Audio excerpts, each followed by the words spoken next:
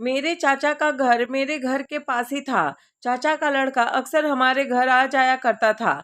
वह उम्र में मुझसे 5 साल बड़ा था। एक दिन मैं अपने कमरे में बैठकर मोबाइल पर कुछ देख रही थी तो वह मेरे पास आया। फिर बातों बातों में उसने मेरे सीने की तरफ देखते हुए कहा, तुम अब जवान हो रही हो। मुझे उसकी बात अच्छी नहीं लगी, लेकिन उस दिन मुझे समझ आ जाना चाहिए था कि उसके इरादे ठीक नहीं हैं।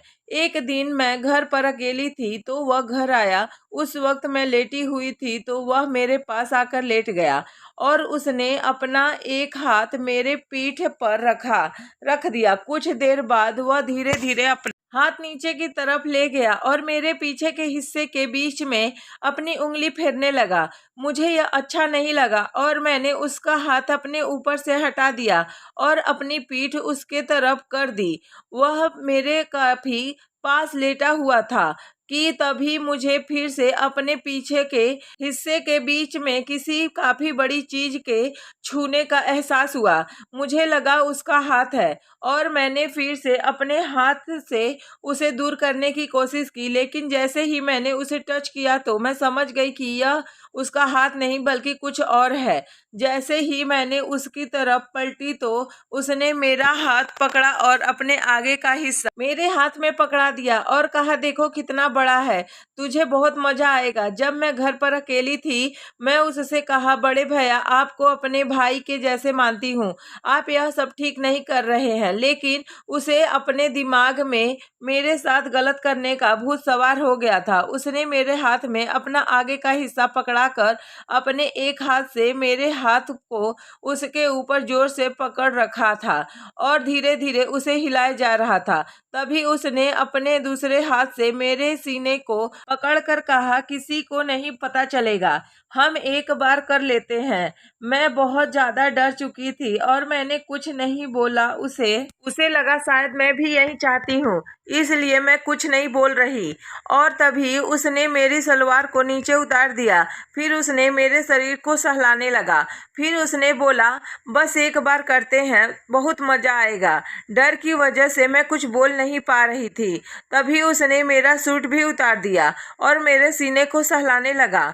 फिर मेरे ओठों पर किस करने लगा और साथ ही वह लगातार मेरे शरीर को सहजाए जा रहा था। मैं बहुत ज़्यादा डरी हुई थी क्योंकि मेरा आगे का हिस्सा बहुत ज़्यादा छोटा था। फिर उसने अपना आगे का हिस्सा उस पर रख कर थोड़ा दबाया, लेकिन वह बहुत ज़्यादा बड़ा था इसलिए जा नहीं रहा था। मैंने अब रोना शुरू कर दिया था और उसे ऐसा न करने के लिए कह रही थी। तब उसने कहा, कोई बात नहीं, पहली बार ऐसा होता है। जब तुम एक बार कर लोगी उसे बाद में तुझे अच्छा करने में कोई मुश्किल नहीं होगी। उसने फिर जबरदस्ती मेरे साथ प्यार किया और इस बार तो जैसे मेरी सांसें रुक सी गई थी। मैं पूरी तरह से उसके नीचे थी और मेरा दिल यही चाह रहा था कि अभी के अभी यह सब रुक जाए। मेरे हाथ उसमें के ऊपर अपने से दूर करने की पूरी कोशिश कर रहे थे, लेकिन उसने मुझे कंधे से बहुत ही जोर से पकड़ रखा था। बस वह बिना रुके करे जा रहा था और वह मेरी बर्दाश्त से बाहर होता जा रहा था। एक पल के लिए रुका और उसने मेरे कंधों को एक पल के लिए ढीला छोड़ा, लेकिन अगले ही पल उसने मेरे सीने को बहुत कसकर पकड़ लिया और फिर से बहुत ज़्यादा तेजी से शुरू हो गया। इतना दर्द महसूस हो रहा था कि मैं इस लफ्ज़ों में बयां नहीं कर सकती।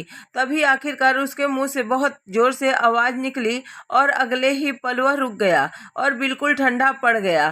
फिर वह मेरे ऊपर से हट गया, लेकिन दर्द के कारण मेरा बुरा हाल था। फिर उसने मुझसे इसके बारे में किसी को न बताने के लिए कहा और उसने कपड़ा पहनकर वहां से चला गया। मैंने किसी तरह से अपनी मम्मी को फोन करके सब कुछ बता दिया। उन्होंने पुलिस को बुलाया और पुलिस ने उसे पकड़ कर ले गई। उस दिन जो दर्द मुझे मिला उसे मैं आज तक नहीं भूल पाई।